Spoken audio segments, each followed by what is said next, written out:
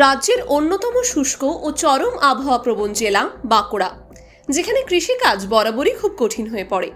কিন্তু এই প্রতিকূলতাকেই কাজে লাগিয়ে কৃষিতে নতুন সম্ভাবনার দুয়ার খুলেছে বাঁকুড়া জেলা।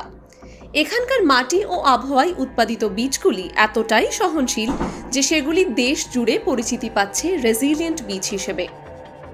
এই রকম প্রতিকূল পরিবেশে বেড়ে ওঠা বীজগুলি অন্য অঞ্চলের তুলনায় অনেক বেশি সহনশীল এবং শক্তিশালী। এই বৈশিষ্ট্যের জোরে বাঁকুড়া এখন রাজ্যের সিড হাব হিসেবে নিজের জায়গা তৈরি করেছে।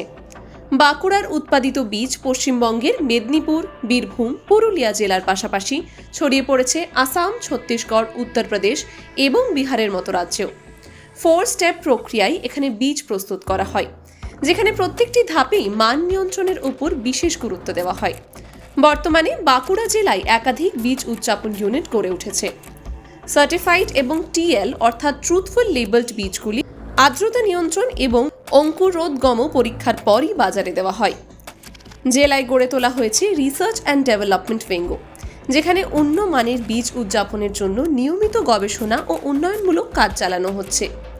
এছাড়া কৃষকদের সচেতন ও দক্ষ করে তুলতে বাঁকুড়ায় নিয়মিতভাবে বীজ সংরক্ষণ ও উৎপাদন সংক্রান্ত কর্মশালা এবং কৃষি মেলার আয়োজন করা হয়। বীজ উৎসবের মধ্যে দিয়ে কৃষি প্রযুক্তি এবং বিভিন্ন জাতের বীজ সম্পর্কে সচেতনতা গড়ে তোলা হয়েছে। সব মিলিয়ে বলা যায়, বীজ উৎপাদন নিয়ে বাঁকুড়া জেলার উদ্যোগ আজ শুধু রাজ্যে নয়, গোটা দেশের কৃষিক্ষেত্রে এক দৃষ্টান্ত স্থাপন করবে। টাইমস নাও খবর।